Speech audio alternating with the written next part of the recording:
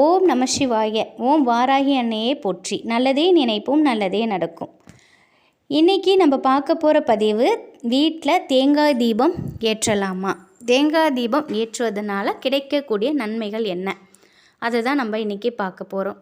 காவல் தெய்வம் குலதெய்வத்துக்கெலாம் ஏற்றக்கூடிய விளக்கா தேங்காய் தீபம் இருக்குது.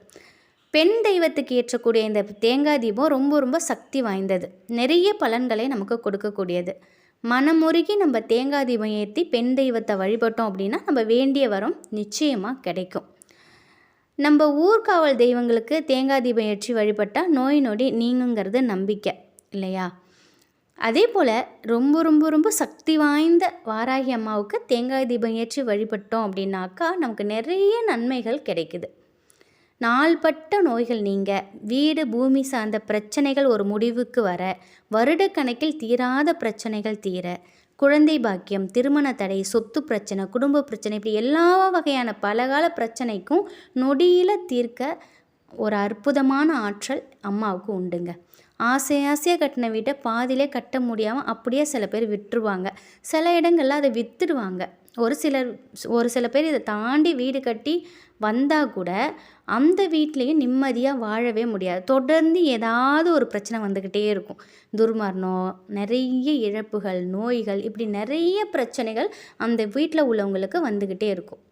இப்படி இருக்கிறவங்களுக்கு எந்த ஒரு பிரச்சனைக்கும் சரியான பரிகாரத்தை செய்யும் பொழுது அதற்குரிய பலன்களும் சரியான விதத்தில் தான் நமக்கு கிடைக்கும். இந்த பிரச்சனைகளுக்கெல்லாம் வாராகி அம்மன் படத்தை வீட்டில் வச்சு அவங்களுக்கு முன்னாடி ஒரு கலசத்தை வச்சு வழிபடணும். கலசம் உங்கள் குலதெய்வ அழைப்பு. ஒரு செம்பு இல்லைன்னா ஒரு பித்தளை, இந்த கலசத்தில் பச்சரிசியை ஃபுல்லாக போட்டுருங்க. அதில் ஒரு எலுமிச்சை பழத்தை வைங்க. அதுக்கு மஞ்சள் குங்குமம் போட்டு பூக்கள்லாம் அலங்காரம் பண்ணிக்கோங்க. அதுக்கு முன்னாடி ஒரு பெரிய தாம்பாள தட்டில் சுத்தமான பச்சரிசியை போட்டுடணும். தேங்காயை ரெண்டாக உடச்சி, நல்லா முத்தின தேங்காய் எடுத்துக்கணும். ஒரு தேங்காவை 2 மூடியாக உடச்சி அதில் உள்ள நார் எல்லாத்தையும் எடுத்துகிட்டு 2 மூடிலையும் நல்லெண்ணெய் இல்லைன்னா நெய் போட்டு ரெட்டை திரியை ஒன்றா திரித்து நீங்கள் விளக்கேற்றணும். வெள்ளை நிற திரிகளை பயன்படுத்துங்க. தீபத்தை ஏற்றிட்டு மனமுருகி அம்மாவை நீங்கள் வணங்குங்க, சரணடைஞ்சிடுங்க. அவங்கக்கிட்ட உங்களோட கஷ்டங்கள், வீட்டில் இருக்கக்கூடிய கஷ்டம் எல்லாத்தையும் சொல்லிடுங்க. அதுக்கப்புறம் ஒரு சில நாட்கள்லேயே உங்கள் வீட்டில் இருக்கக்கூடிய அனைத்து பிரச்சனைகளும் தீர்ந்துடுங்க. இந்த விளக்கை நல்ல நேரம் பார்த்து ஏற்றிக்கோங்க, அதுதான் நல்லது. ஒன்று செவ்வாய் இல்லை வெள்ளிக்கிழமையில் செய்யுங்க, பஞ்சமி திதியில் செய்யுங்க.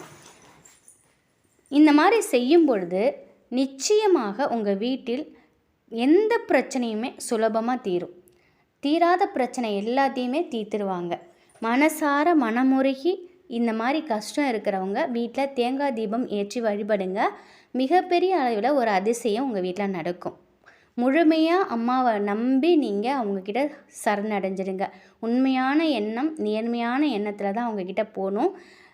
வேறு எந்த மாதிரியான தீய எண்ணத்துலேயும் அவங்கக்கிட்ட நீங்கள் போயிடாதீங்க. மனசு தூய்மையாக இருக்கணும். அவங்க வழிபாட்டில் முக்கியமானது ஒன்று என்ன அப்படின்னாக்கா, மனசு தூய்மையாக இருந்தால் மட்டும்தான் அவங்க அதை ஏற்றுப்பாங்க. அதனால் பயப்படாமல் நீங்கள் அம்மாவோட படத்தை வீட்டில் வச்சுருக்கலாம், ஒன்றும் தப்பே கிடையாது. அம்மாவோட சிலை இருந்தாலும் நீங்கள் வீட்டில் வச்சுக்கலாம். சிலை இருந்தாக்கா எப்பொழுதும் நீங்கள் டெய்லி அபிஷேகம் பண்ணிகிட்டு இருக்கணும். படம் இருந்தாக்கா வேண்டாம். படம் வச்சு நீங்கள் வணங்குங்க, நல்லதே நடக்கும். நீங்கள் அப்படி இல்லைங்க, எங்கள் வீட்டில் படம்லாம் வைக்கக்கூடாதுன்னு சொல்லிட்டாங்கன்னா சரி, ஓகே, விட்டுருங்க. வடக்கு திசை பார்க்க ஒரு அகல் விளக்கு ஏற்றி வச்சுருங்க. டெய்லியுமே நீங்கள் அம்மாவை நினச்சி நீங்கள் மனமுருகி வணங்கலாம். இந்த பிப்ரவரி மாதம், இந்த மாதம் 29ஆம் தேதி பஞ்சமி திதி வருது, வியாழக்கிழமையில் வருது. அதனால் நீங்கள் வியாழக்கிழமை அன்னைக்கு இந்த பஞ்சமி திதி வழிபாட்டை நீங்கள் வீட்டிலையே நீங்கள் பண்ணலாம். அவங்களுக்கு பிடிச்ச நீங்கள் மாதுளை முத்துக்கள் இருந்தால் வைங்க, சக்கரவள்ளி வைங்க, நெய்வேத்தியமாக சுக்கு பானகம் ரெடி பண்ணி வைங்க. பானகங்கிறது சும்மா எலுமிச்சை பழத்தை புழிஞ்சி நாட்டு சக்கரை போட்டு அதில் கொஞ்சோண்டு சுக்கு பொடி போட்டிங்கனாக்கா பானகம் ரெடி. தயிர் சாதம் இருந்ததுன்னா தயிர் சாதம் வச்சு நெய்வேத்தியம் பண்ணுங்கள். பூக்கள் செவ்வரளி பூ இருந்தால் செவ்வரளி போடுங்க, இல்லைன்னா செம்பருத்தி பூ போடுங்க.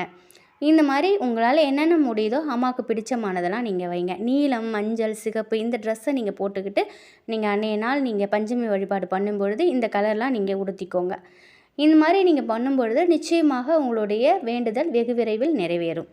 மனசார அவங்கள நம்பி போங்க. நிச்சயமாக அவங்க என்றைக்கும் உங்களை கைவிட மாட்டாங்க.